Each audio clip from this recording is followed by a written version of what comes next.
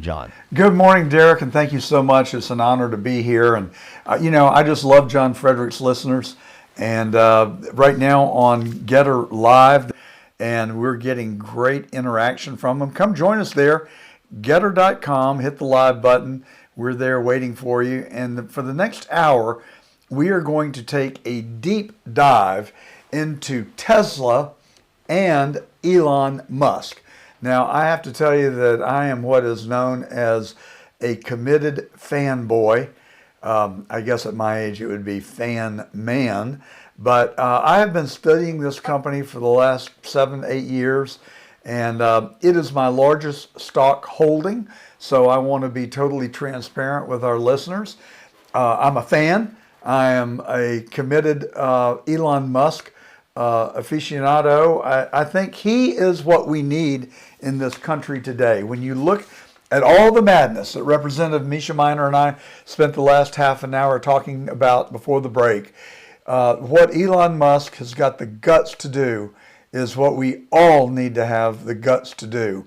And so we're going to take a deep dive into it, and we've got two wonderful experts joining us, Brad Ferguson and Matt Smith. They're both investment advisors. They work together at this organization that they formed called Rebellionaire.com. And I'd like to get a little piece of that myself. Matt and Brad, welcome to The Truth with John Gordon. I'm substituting this morning for John Fredericks on the John Fredericks Radio Media Network. Welcome, guys. Thank you, John. Thanks so much.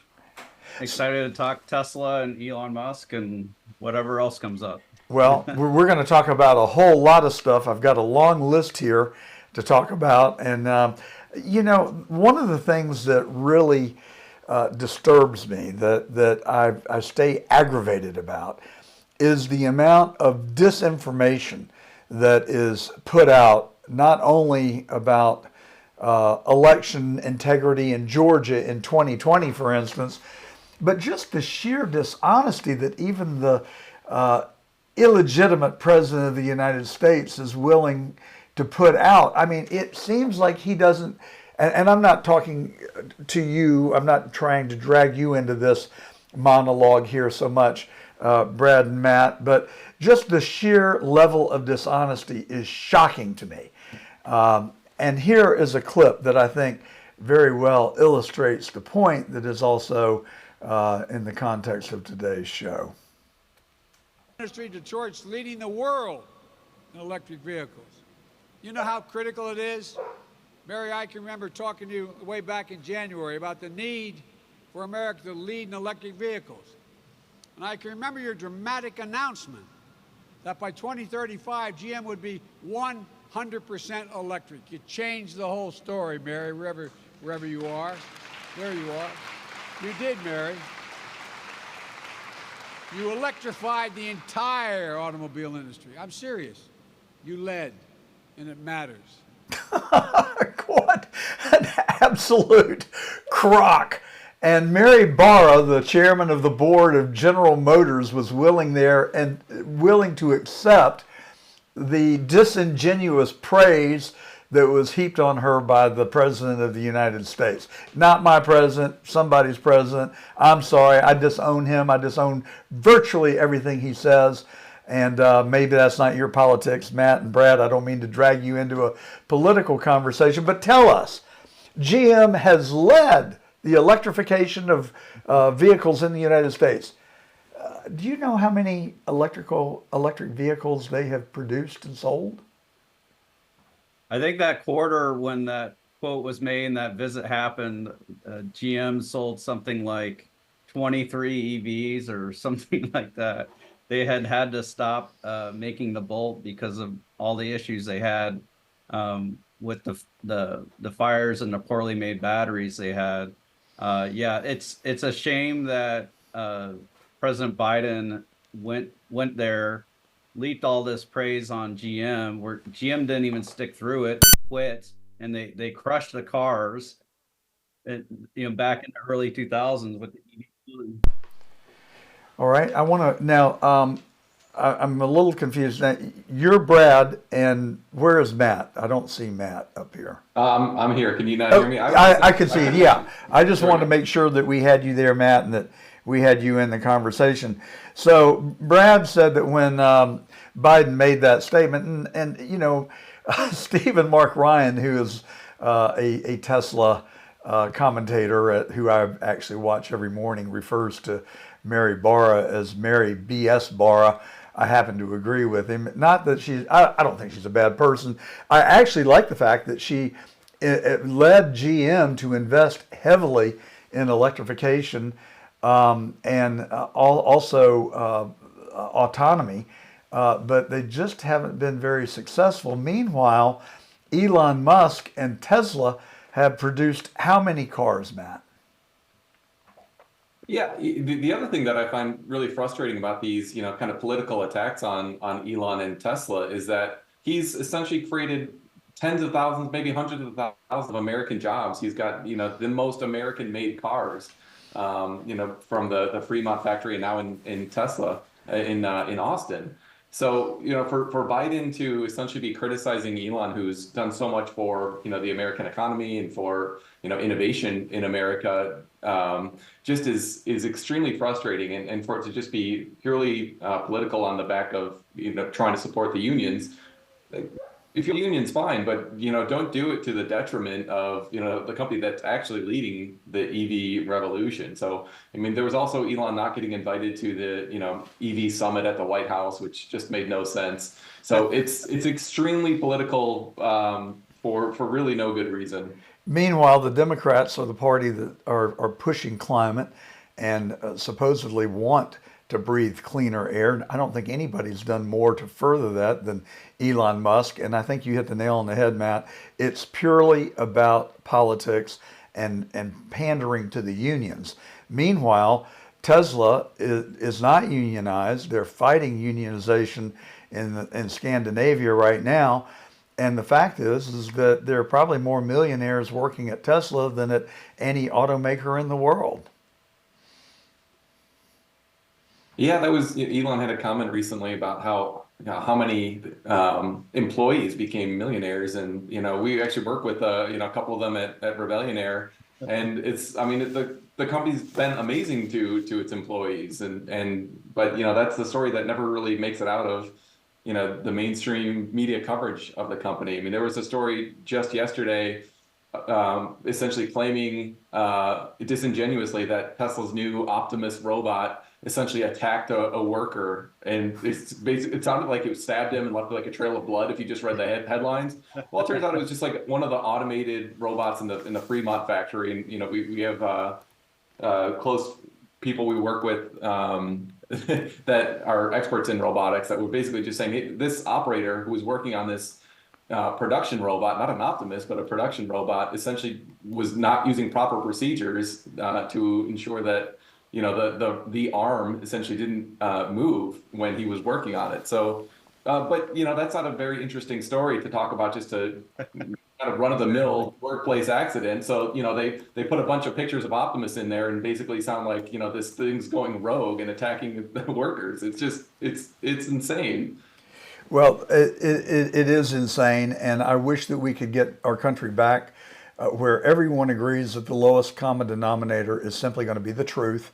We put our biases and what we want aside and defer to the truth instead. But let's talk about Tesla now. How many Tesla automobiles are on the road worldwide? Plus or minus, your best estimate. Brad, do you happen to know? I think right now. I'm sorry? I think it's around 3 million right now. That's the number that I would have thought. And Brad, a lot of critics of electric vehicles say, oh, well, it costs so much more and hurts the environment so much more to produce these batteries. You've got to go mine the lithium, and then you got to dispose of the batteries, and they're inherently polluting, and it costs more energy to produce than it would an ICE vehicle. What's your response to that? I'd say that was true 15 years ago, where the Prius, you had to replace the battery at 90,000 miles. These batteries on Teslas last 300,000 miles, and then you can recycle them. So with gasoline, you can't recycle it once it's burnt. But the lithium and all the metals in the batteries you can recycle once it runs down. And the new battery is, just as good as a brand new battery. So it's not like a degraded lithium. So it sounds like you guys really do like Tesla. You're in the investment business, and we don't give investment advice, but are you encouraging your customers, your clients, to invest in Tesla today? If we have a new client who isn't invested in Tesla, we do buy Tesla for them. Yeah, this is not financial advice. There are also people who have gone all in on Tesla, essentially, where they put it in nearly 100% of their money in Tesla, and we don't advocate for that. But we do help them, and that's, part of our offering. So we can take both a diversified approach for people, or we can help people who have already gone all in. Well, I've probably have more in my portfolio of Tesla than I should from a diversification standpoint, but I've sort of, evolved as an investor myself. And people say, "Oh, you got to diversify, diversify, diversify." But then you look at Warren Buffett; he doesn't really diversify. He concentrates. And so, personally, I've kind of tried to adopt the Warren Buffett approach to investing, and I've got it spread around a little bit, but I've gone from investing in 26 companies down to 12 and now just six. How do you encourage your investors to, in terms of diversification? What do you encourage? Yeah, so as Bradford indicated, we do kind of work with a variety of clients. So for, our diversified clients, we invest in around 9 names that we handpick, but then we'll also add in some diversified funds to kind of mimic the S&P and some broader indices as well as some bonds. But we have this, Rebellion Air brand essentially of our company, which is really catered toward highly concentrated individuals. And so for those, people maybe as high as 100% Tesla. Like Bradford said, we're not going to advocate that approach for anyone, but for somebody who is putting in the work and doing the research and understands the risk profile, in my mind, it's not too much different than somebody who built up their own business that's, private, that, they essentially have all of their wealth concentrated in a business that they're operating. No financial advisors will go to them and say, "Hey, you've got to diversify. You're being irresponsible." Mm. But for some reason in the illiquid investment world, a lot of financial advisors will, kind of criticize or talk down to people who have concentrated investments like that. So our approach is really to let our investors kind of dictate the risk reward profile that they want, and then we'll help them to kind of manage around that, and we'll provide financial planning services as well to kind of create a holistic approach to their finances. So And yeah. let me add to that, John. People talk about the Biden administration lying about things. The media lies about things constantly. They lie about just basically everything. And this is what we think creates opportunities in individual stocks where certain companies are just heavily misunderstood. And we'll get into why we think Tesla is misunderstood, I'm guessing, in the next 38 minutes. Well, let's go to that now. I agree, and I do study this company 2 hours every day. I watch Stephen Mark Ryan, as I said. I watch Tesla Daily, which I really enjoy. Rob Maurer, he's more of a numbers guy, and I appreciate his intellect and his knowledge of Tesla from a financial standpoint. And then I also watched Dylan Loomis, who actually is the individual who recommended that I get you guys on the show today, and I'm very grateful to Dylan for doing that. He's become a friend as well as somebody that I follow daily.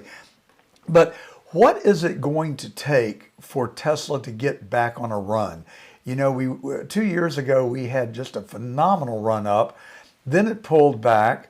I keep emailing Stephen Mark Ryan dude, you got to realize Tesla doesn't live on an island. There's a macro environment that it lives in, and it does still sell at a very expensive price as a multiple to earnings. So, but they've got so many exciting things that are going on right now.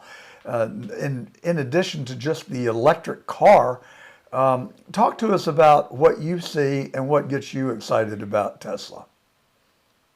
Yeah, I think you're right that there are a lot of things that are super exciting. So, what we've said in a lot of our meetings, and again, this is not financial advice, but our view is kind of that Tesla is going to be perpetually undervalued. So, if you do the valuation of full self-driving and you can make some assumptions around take rate increasing and potentially even a autonomous, robo-taxi network down the road, the implications for the value of Tesla are like really drastic. So it makes sense that the market's not going to price that all in today, but our view is that even once that becomes a reality, the market's probably not going to fully price that in. Same thing on the Tesla bot. So we think the upside there is just absolutely enormous.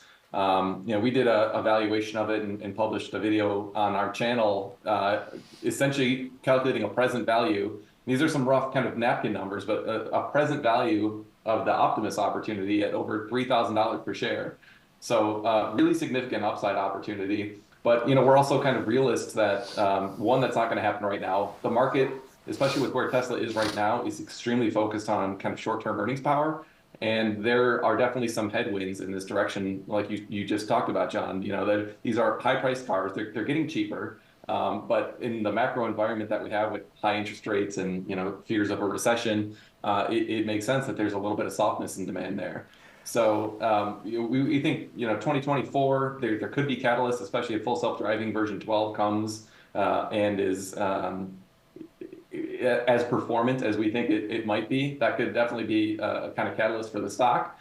But we don't think it's necessarily going to shoot up to what we think would be a reasonable valuation overnight. So there's going to be, I think the market's going to want to see some of the increase in full self-driving take rate really show through in the quarterly numbers. So we think quarterly numbers are going to be what's necessary to see the earnings power that Tesla actually has, and that's probably going to fuel some future growth. And that's why we actually think there's opportunities for investors right now, because we think the market's going to be a little slower to kind of see these things that you and Bradford and I and everyone who's following Tesla so closely, we see these kind of game-changing technologies that Tesla's investing in, and we understand that it's going to take some time for these to pan out and for the results to show through in the company's financials. So that's why there is some opportunity right now, but we don't necessarily think it's going to be 6 months and we're going to be back to the heyday of 2020. Well, I normally think that the market leads, that the market is forward-looking, but it just doesn't seem to have caught up with Tesla in the current day. And let's go back though and talk for a minute about the bot. You and I know exactly what you're talking about, but I would venture to say that 99% of our listeners don't have a clue what we're talking about. Talk about Optimus and what it is and what it could mean, not just for Tesla, the company, but also for humanity. To me, it could be the most exciting thing that has occurred in my lifetime. Yeah, so there's a lot of jobs that people don't want. You think about the Amazon warehouse.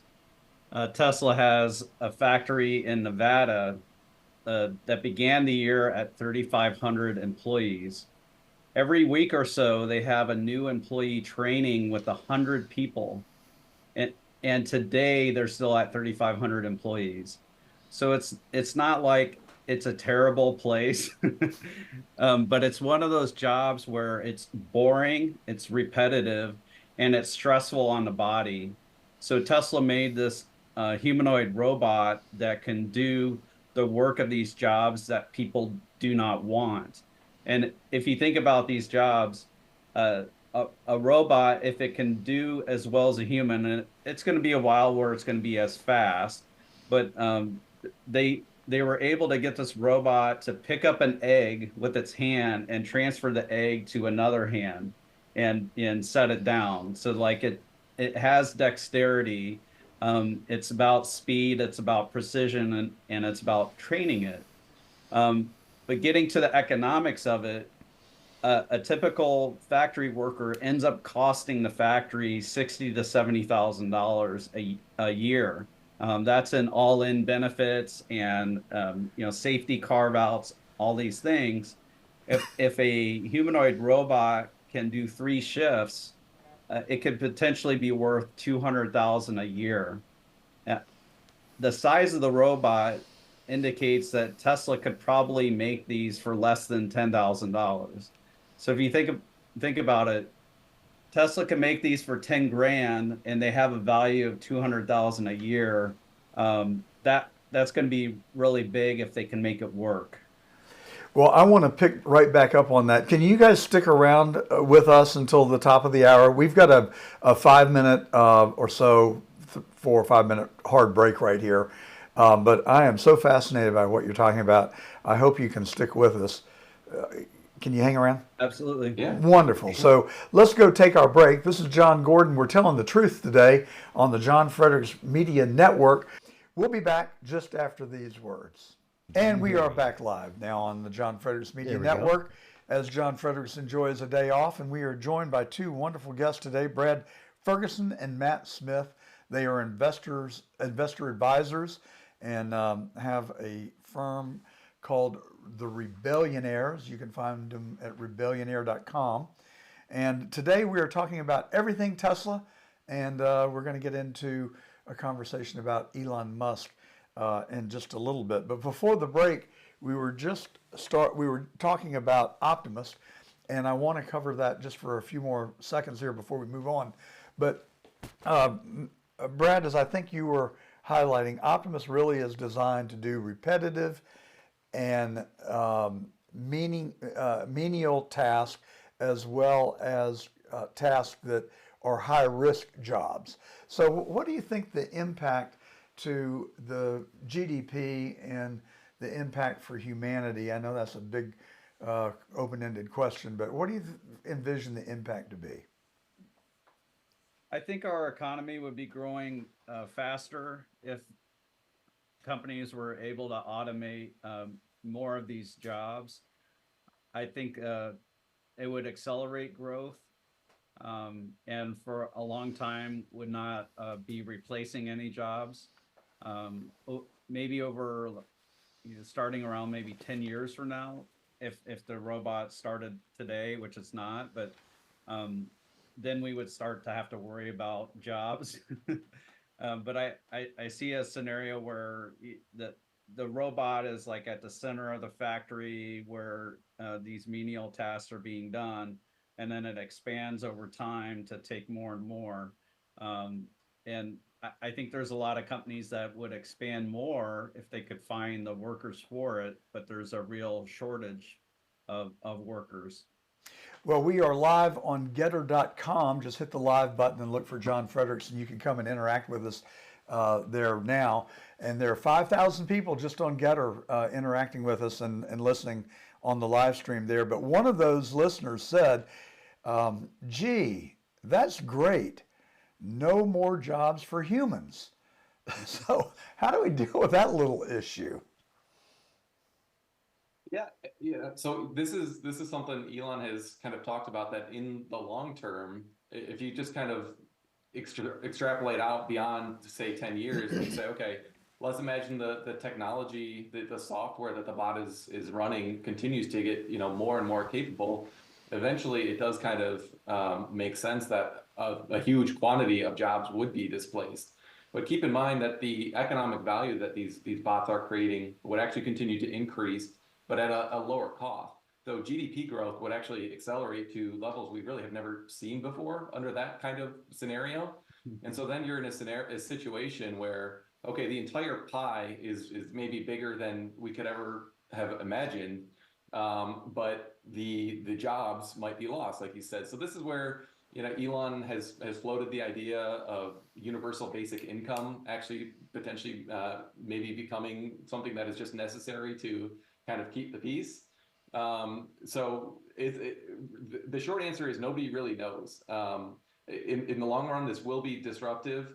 but it should create so much, wealth and prosperity for humanity overall that there's enough abundance for us to kind of pick up the pieces and frankly care for those on the bottom rung of our society probably better than we are right now. Well, I mean, well, just an obvious example, if there's that many Optimus bots out there working, you could have a lot of them dedicated to caring for the homeless or to the poor and to do so at a Or in cost. nursing homes too. Yeah. yeah, helping the elderly and providing company for the elderly.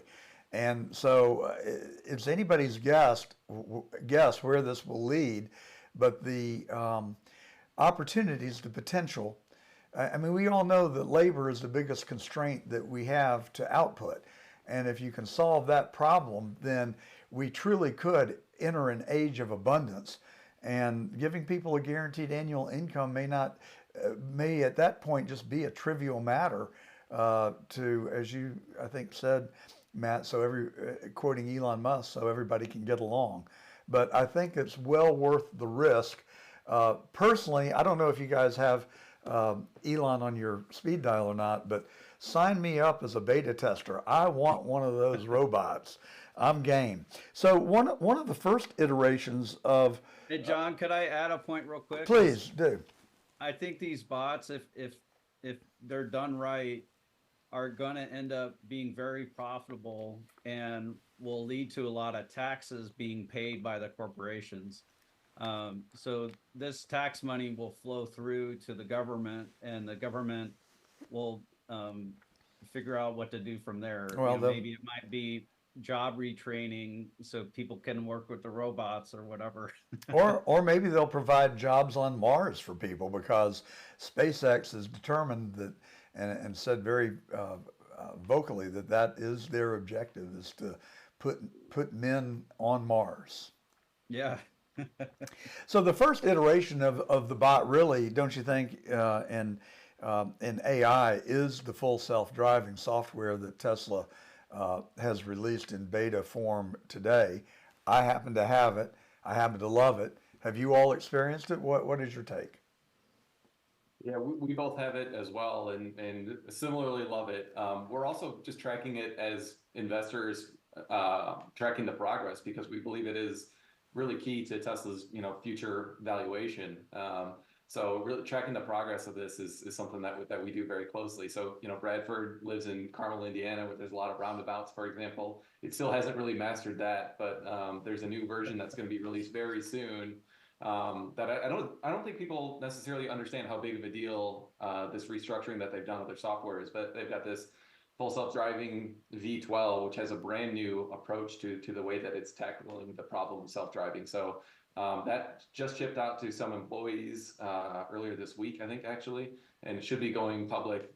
We don't know when, but hopefully soon as well. And that's something I personally can't wait to experience. But yeah, I've had FSD beta for the past 2 years or so, and it was horrible when I first got it, to be just perfectly honest with you. So tracking how much better it has become has been really an interesting kind of yardstick to watch progress over time. Well, I just analogize it to Thomas Edison and inventing the light bulb. I think he invented it, I don't know, 15 or 20 times before he actually perfected it. We're going to have to go through some early adoption pain to be able to get it to the point that it needs to be.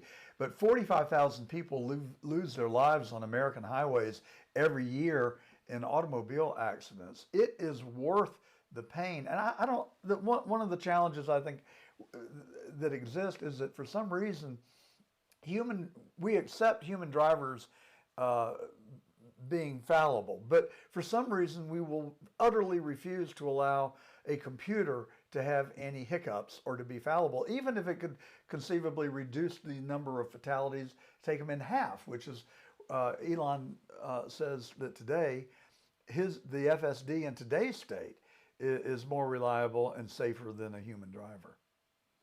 Yeah, and it's not just the deaths that occur. Allegedly, 10 times as many people get seriously maimed in traffic accidents every year, where their life is indelibly changed from it. And that's a lot of people. If that's on the order of 100,000 or more, that's something that needs to end. Yeah, and if this technology can get us to a place where cars are safe and traveling on the roadways is safe, I think everybody ought to celebrate and get behind that.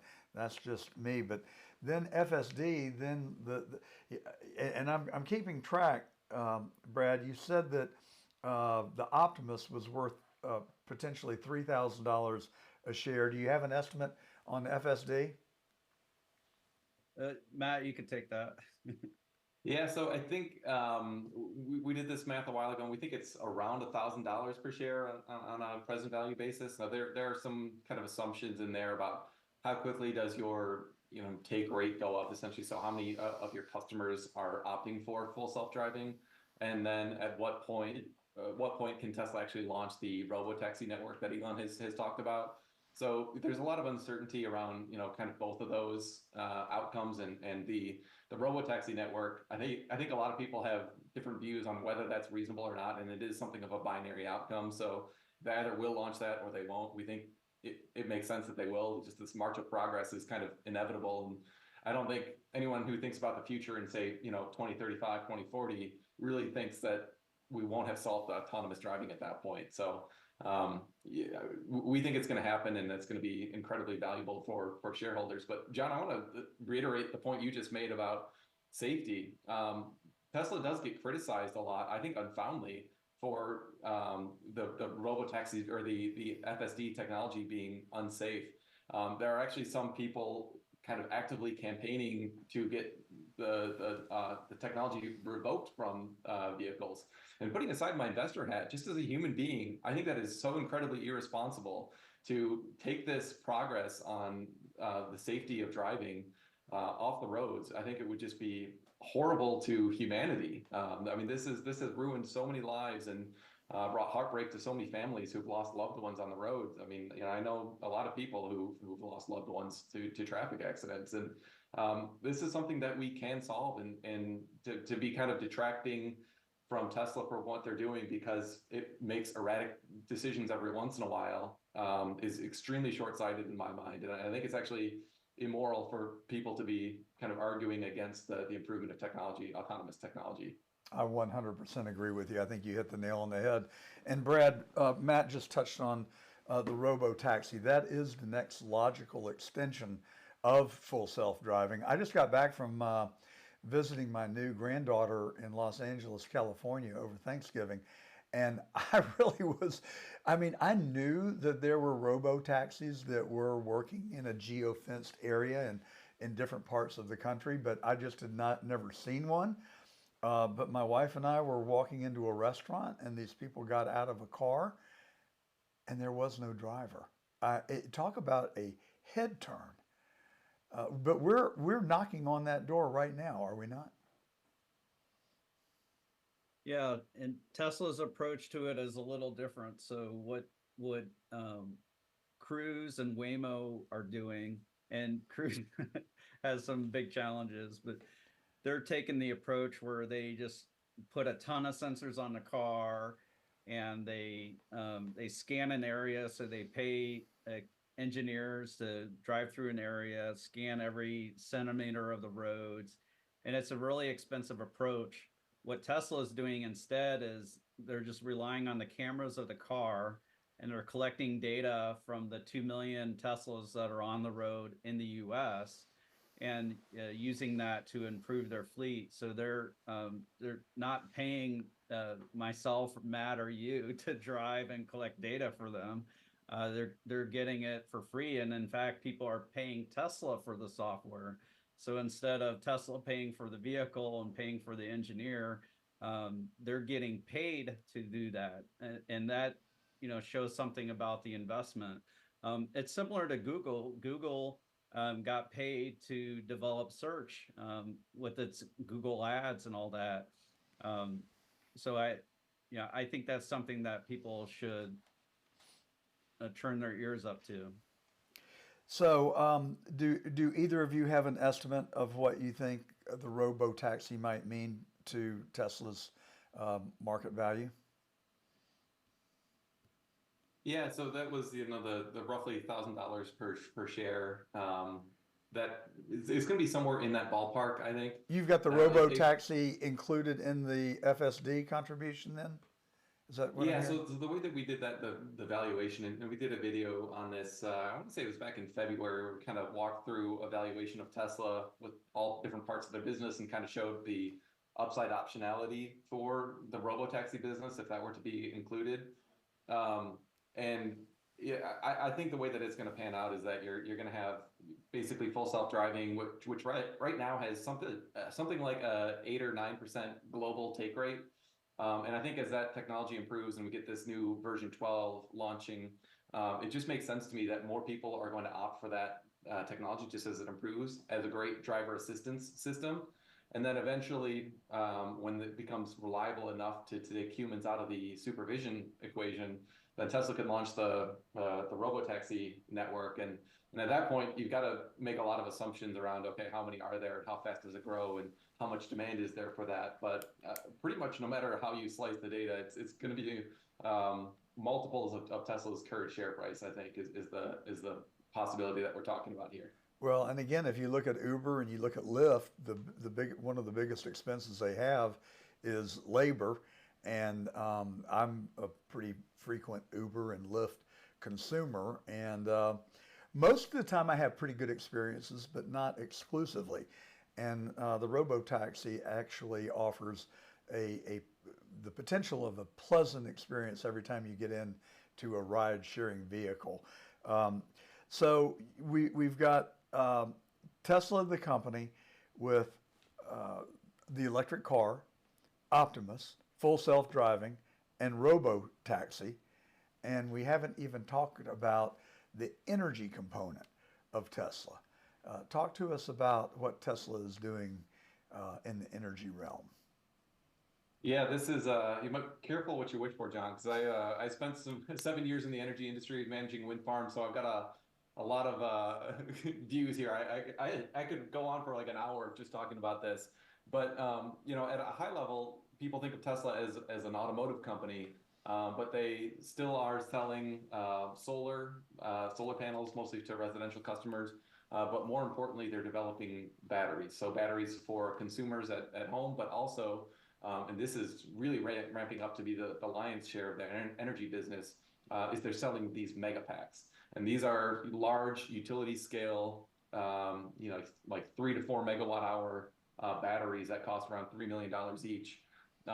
And this is the demand for batteries is just absolutely accelerating. If you look at what's called the grid interconnect queue, so basically new energy projects that are trying to connect to the grid, a huge quantity of new projects are including batteries as part of their overall connection.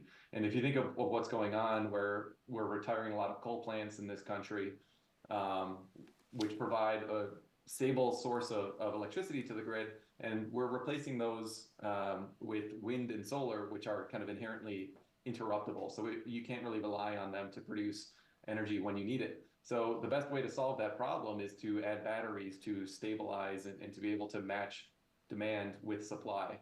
And so demand for Tesla's megapacks has just absolutely exploded, and it's becoming a huge part of their business. So they have this 40 gigawatt hour plant in Lathrop, which is dedicated to making megapacks, and then they're also expanding the Nevada factory.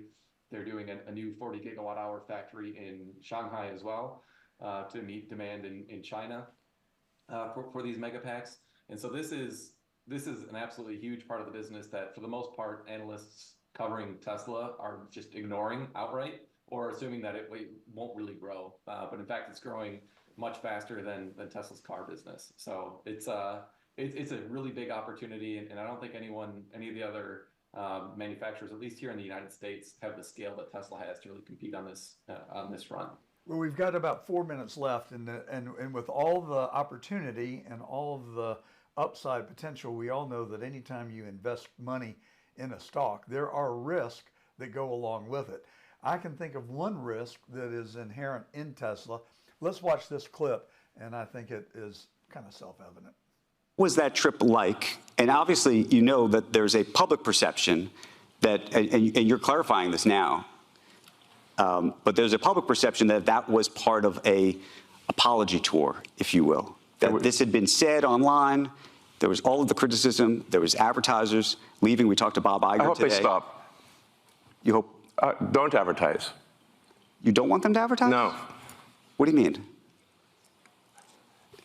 If somebody's going to try to blackmail me with advertising, blackmail me with money, go f yourself. But Go f yourself. Is that clear? I hope it is. Hey, Bob, if you're in the audience. well, let me ask you then. That's how I feel. Don't advertise. How do you think then about the economics of X? If part of the underlying model, at least today, and maybe it needs to shift, maybe the answer is it needs to shift away from advertising. If you believe that this is the one part of your business where you will be beholden to those who have this view, what do you do? F-Y. I understand that, but there's a reality too, right? Yes. No. I mean, Linda no, Yaccarino's right here, and she's got to sell advertising. Absolutely. So, totally. No. Actually, what this advertising boycott is going to do, it's going to kill the company. And do you think that And the whole world will know that those advertisers killed the company, and we will document it in great detail. But those advertisers, I imagine, are going to say, we didn't kill the company. Oh yeah. They're going to say, tell it to Earth. But they're going to say, Elon, that you killed the company because you said these things, and that they were inappropriate things, and that they didn't feel comfortable on the platform, right? That's what they're going to say. And let's see how Earth responds to that. So this goes back to We'll both make our cases, right? And we'll see what the outcome is. What are the economics of that for you? I mean, you have enormous resources, so you can actually keep this company going for a very long time. Would you keep it going for a long time if there was no advertising? I mean, if the company fails because of an advertiser boycott, it will fail because of an advertiser boycott. And that will be what bankrupted the company, and that's what everybody on Earth will know. But what do you think then of the, this goes back to the idea of trust, though. Then it'll be gone. And it'll be gone because of an advertiser boycott.